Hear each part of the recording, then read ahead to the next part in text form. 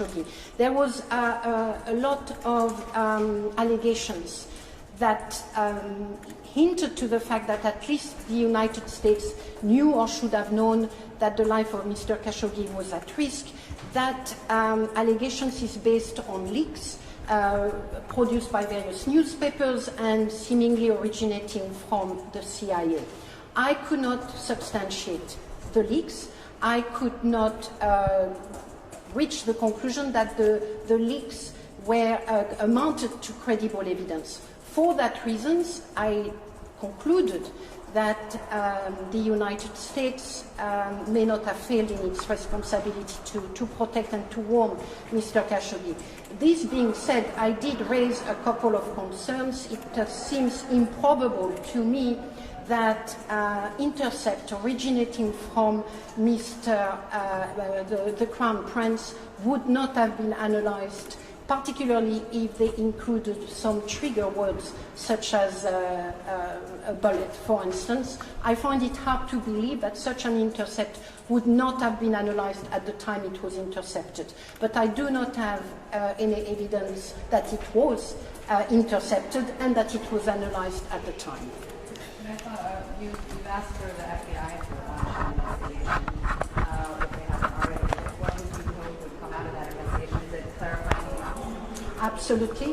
I think the United States has a stake into what happened to Mr. Khashoggi.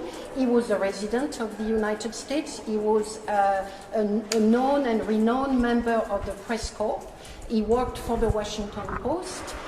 He was therefore, he embodied the First Amendment in many ways. So for those reasons, I believe the United States has a stake into determining what happened to him, determining whether any institutions, any governmental entities within the United States government was aware of any kind of risk, and determining more generally the scale and the scope of responsibilities of the various states involved, in the first place Saudi Arabia. Could I follow up, about that? You mentioned that you have credible evidence that there's no guilt associated with the Crown Prince. However, if I remember reading your report correctly, you do mention that the Crown Prince may have had a hand in the cover-up following, of covering a hiding of evidence of, can you elaborate on that? What? So my report distinguished between the commission of the crime and what happened after the crimes. With regard to the commission of the crime, I am certainly suggesting that I do not have evidence as to who ordered the crime. So that's one thing. In the follow-up, as a follow-up to the crime, there were arranged a number of steps taken by Saudi Arabia. They sent, I believe, some 17 officials to Turkey to investigate the crimes. They were present on their own in the crime scenes for almost 10 days. During that period, there is strong, there is credible evidence, again, that the crime scene was not only investigated, but was also cleaned, forensically cleaned, so that by the time the Turkish investigators were able to enter the consulate, they found basically close to very little, and they themselves have highlighted the possibility that that many evidence had been cleaned. So that, to me, the cleaning of the crime scene demonstrates that the investigation was not done in good faith. First, two, that the principle of international cooperation for a crime of this nature, for an international crime of this nature, was not met. And thirdly, that the highest level of the state must have known that the crime scene was being tampered with. So for that reason, I do point to the fact that the responsibilities of the highest level of the government, including presumably the Crown Prince, is involved in what amount to a tampering with the crime scene. So can I ask you what kind of reactions you received the threats, or if you're fearful of your safety in such a strong report?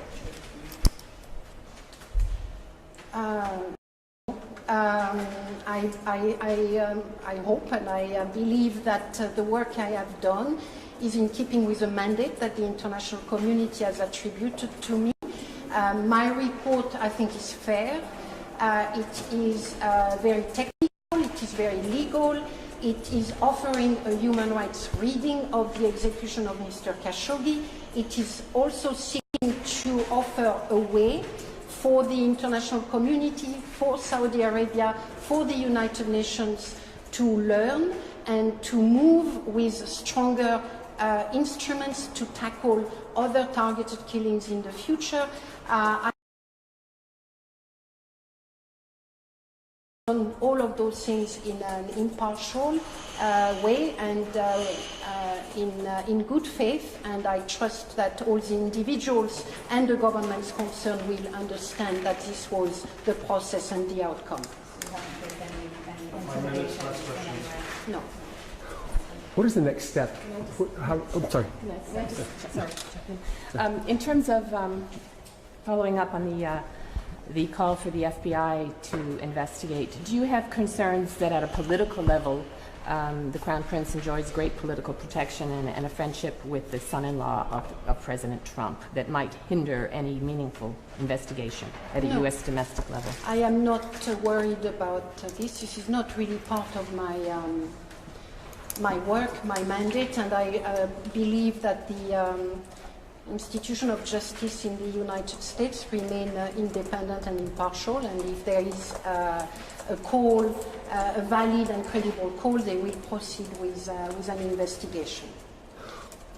What is your call to, what are the next steps, and what is your call to the UN Security Council, to the Secretary General, the Human Rights Council? What is your call specifically? Okay, so my report makes a range of recommendations, including to the United Nations, various bodies. As far as the Secretary General is concerned, I am suggesting that he proceeds with appointing a panel of experts to undertake an international criminal inquiry into the killing, something I haven't done.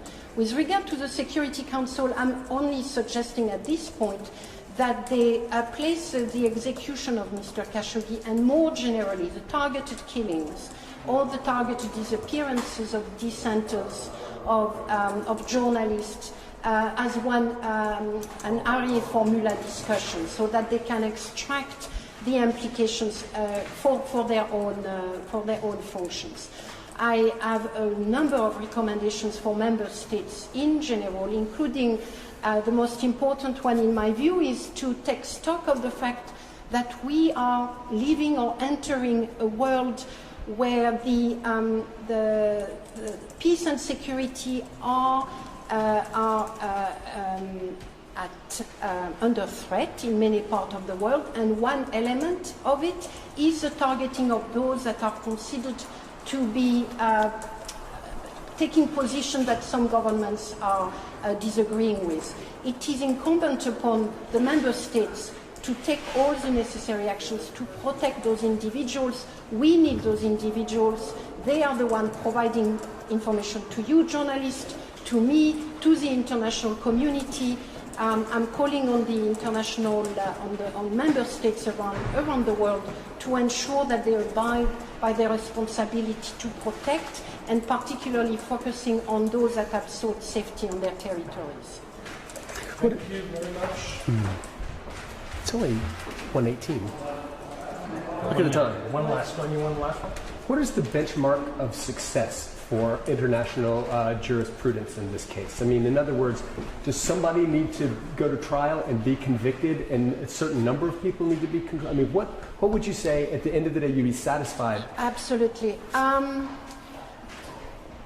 As an international independent expert into that issue, I do want to highlight and call for a judicial process, a meaningful judicial process. I am, however, aware of the context, and I also believe that accountability can take many shapes. Accountability can be driven by politics. Accountability can be the result of diplomacy. So I think the benchmark, first of all, resides in the sense that justice has been delivered. Whether it's a formal judicial steps, or whether it is a realization, both in Saudi Arabia and outside Saudi Arabia, that this execution was the first and the last that they have committed, that the state of Saudi Arabia has committed. To me, I didn't know Mr. Khashoggi. I believe that he will take great hope in the fact that his execution will never be repeated, including by the state of Saudi Arabia, to which he was so attached. Yeah. All right. To be continued. D'accord, je vais juste prendre mon eau. Mettez juste là. D'accord. Thanks, guys.